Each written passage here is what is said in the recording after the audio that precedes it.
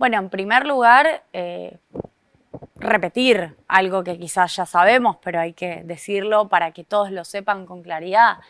El gobierno fue a pedirle auxilio al Fondo Monetario Internacional porque los que decíamos que el plan económico de Milei era insostenible, al final teníamos razón. Es decir, estaba con el dólar atrasado a propósito para poder de esa manera tener un ancla cambiaria para que los precios bajen. El ancla es cambiaria del dólar y fiscal, es decir, con el ajuste fiscal al cual vos te estás refiriendo. Se financió en la primera parte con dólares que vinieron de la devaluación y el cepo. En junio se quedó sin nafta, ahí vino el blanqueo.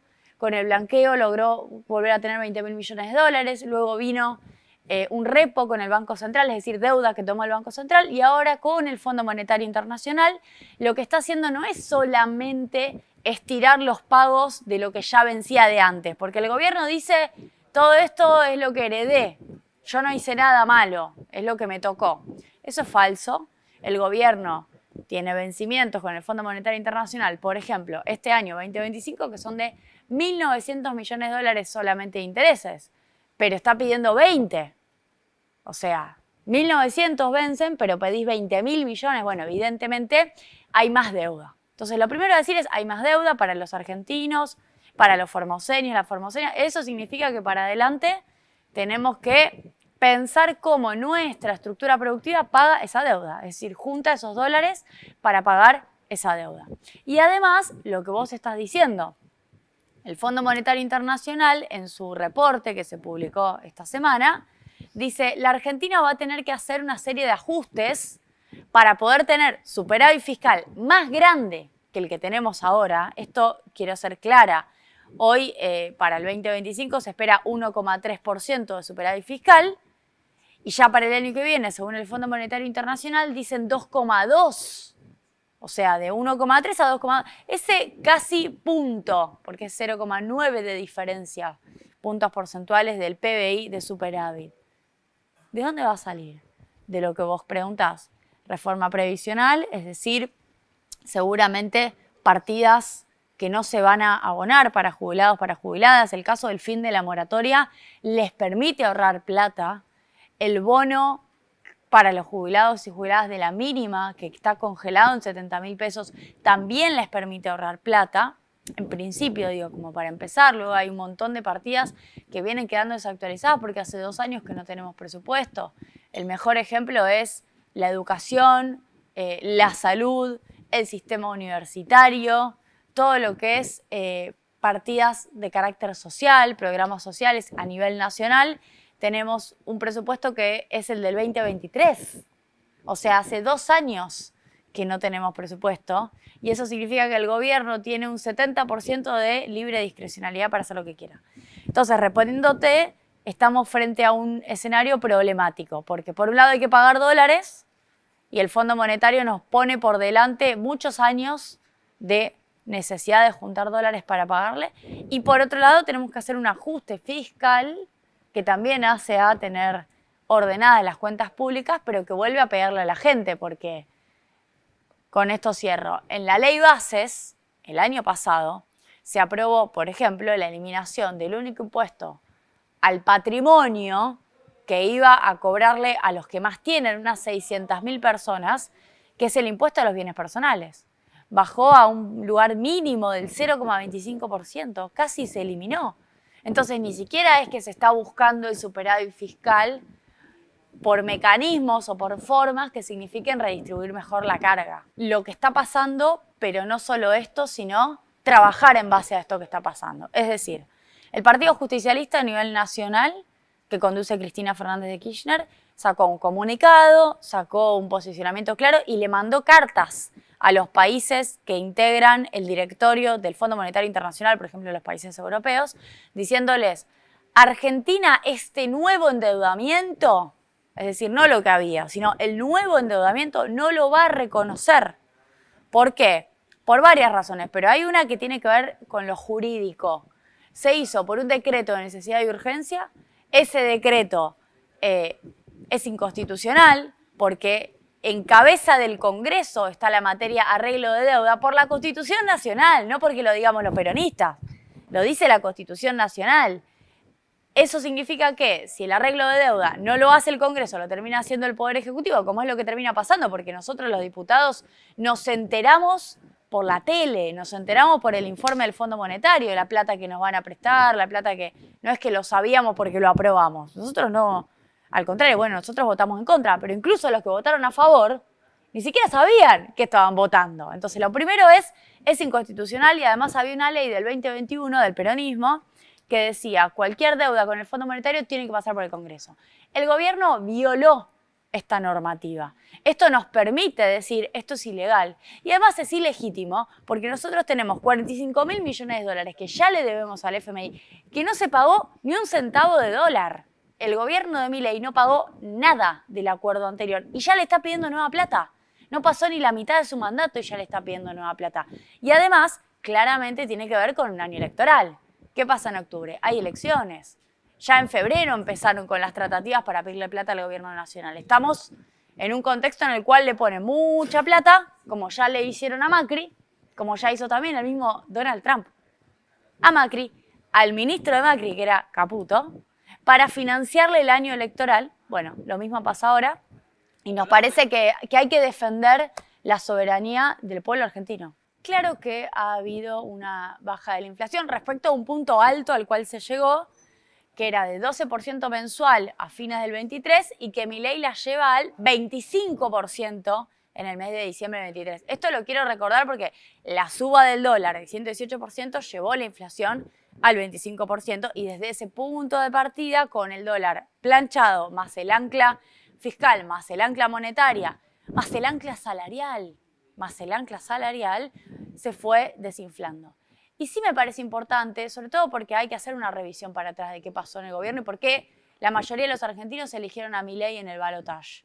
Bueno, evidentemente la inflación era un problema y era un problema que hacía que aun si los ingresos y si el gasto público del Estado en el 2022, en el 2023, intentaban compensar el aumento de precios y generaba quizás hasta una mejora en algunos sectores en términos reales, igual la inflación generaba caos para la población. Entonces ahí sí hay un aprendizaje porque hay una valoración de parte de la población de la mayor estabilidad en términos de precios. Esto sí es algo que el peronismo tiene que revisar. Habiendo dicho esto, claro, ¿cuáles son las razones de la baja de la inflación? ¿Por qué Milei quiso tener el dólar a 1.000? Hasta incluso lo llevó a su ministro Caputo a decir en un montón de lugares: no vamos a devaluar, el crawling peg va a ir al 1% mensual, es decir, no se va a mover.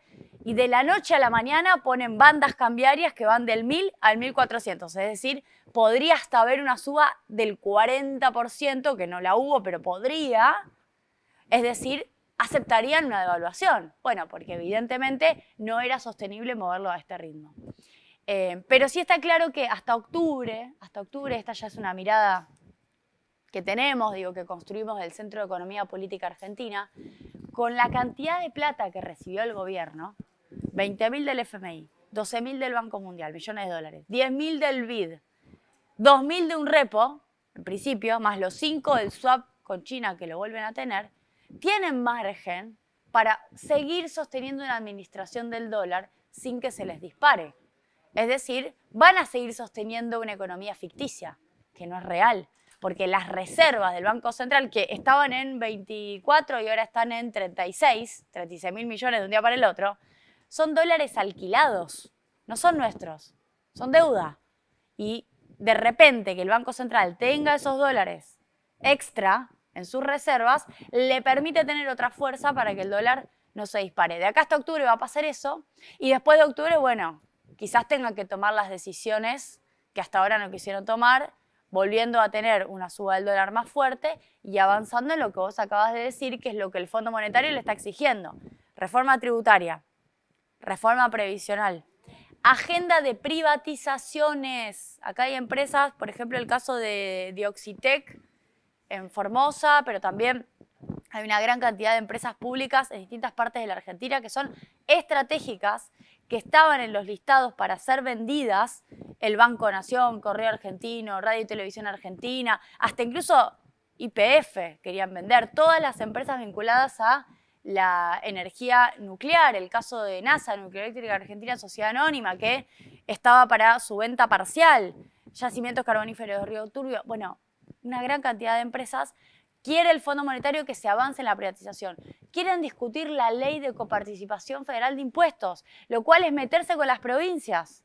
Lo dice el informe del Fondo Monetario que salió esta semana, es decir, revisar cuánto por ley, eso es una ley que es de 1987, le corresponde a las provincias y cuánto le corresponde a la nación. Bueno, esto es lo que viene después de octubre, siempre y cuando el gobierno de Milei tenga un respaldo en términos electorales que sea contundente. Creo que también nuestro trabajo en términos políticos como militantes es explicarle al conjunto de los argentinos lo que esto significa. Una bala a Milei es avanzar en todo esto. Primero es un tema altamente sensible para Milei y para Karina Milei y para Santiago Caputo. Los pone muy nerviosos que el Congreso pueda avanzar en esto porque claramente hay violación de la ley de ética pública, claramente hay delito de estafa, claramente hay cosas que no quieren que se sepan. Entonces, lo primero a decir es un tema que el gobierno hace todo tipo de esfuerzos para tapar, al punto tal que el 1 de marzo, día de apertura de sesiones del Congreso, en donde el presidente tenía que, contar lo que iba a hacer, para evitar que la estafa cripto sea el tema, anuncia el acuerdo con el fondo que no estaba, que no existía, y eso lo lleva a tener todo marzo, del 1 de marzo hasta que se firma el acuerdo, corrida cambiaria por la incertidumbre de haber anunciado algo que no existía como tal. Entonces, valorar que fundamentalmente los diputados peronistas en el Congreso hayamos sido los que impulsamos que se apruebe una comisión investigadora y que se aprueben interpelaciones que van a ser el próximo martes. Va a haber interpelación. Hay 3 funcionarios citados, Guillermo Francos, que es el jefe de Gabinete de Ministros, Cunio Libarona, que es el ministro de Justicia, Luis Caputo, que es el ministro de Economía, y no me quiero olvidar del 4.º funcionario, que es Silva, el titular de la Comisión Nacional de Valores, de la CNV. Y al día siguiente tenemos que sesionar en la Comisión Libra, ya está haciendo bastante chanchullo el presidente de la Cámara de Diputados, Martín Menem, que tampoco sabemos al final cuáles son sus vinculaciones ni la de expert con la estafa Libra, para hacer que la comisión no tenga mayoría que quiere investigar y para que tenga una especie de empate técnico y no se puede investigar. Eso ya lo están preparando. Pero lo que te quiero decir es, el Congreso tiene la facultad de hacerlo, estamos preparándonos para la interpelación la semana que viene. Ayer Guillermo Francos, miércoles, no quiso responder nada de Libra, dijo, lo voy a responder la semana que viene, pateó todas a la tribuna, incluso en el informe que nos mandó a los diputados, cada pregunta que era sobre Libra decía, no la voy a contestar porque esto es parte de la interpelación. O sea, no quisieron decir nada y vamos a ver qué es lo que pasa. El martes me parece muy importante que sigamos hablando del tema porque da cuenta de cómo funciona este gobierno. Si se comprueba o llegamos a conocer, también necesitamos que la justicia avance, que el fiscal Tayano avance, que Arroyo Salgado avance. Que Karina Milei cobraba coimas para armar reuniones con el presidente. Cobraba coimas para ser parte de negocios privados que el presidente promovía. Bueno, estamos hablando de un delito grave, considerando que es la secretaria general de la presidencia, mano derecha del presidente, es decir, ocupa un cargo. Si comprobamos que el presidente Milei no es que difundió una dirección de un contrato para entrar a comprar criptoactivos que existía en Internet, sino que ese contrato no existía. No había nadie invirtiendo en Libra. Libra no existía. Y unos 20 minutos antes de que Milei tuitee, se crea una moneda, no existía, se crea, nadie sabe la dirección y el primero que la pone en Internet es el presidente, con unos 22 segundos previos en donde entraron antes los estafadores que se quedaron con la plata. Primero entraron los que pusieron algo de plata y después se la llevaron. Bueno, si se comprueba eso, el presidente está en serios problemas. Y me parece que es atribución del Congreso investigar.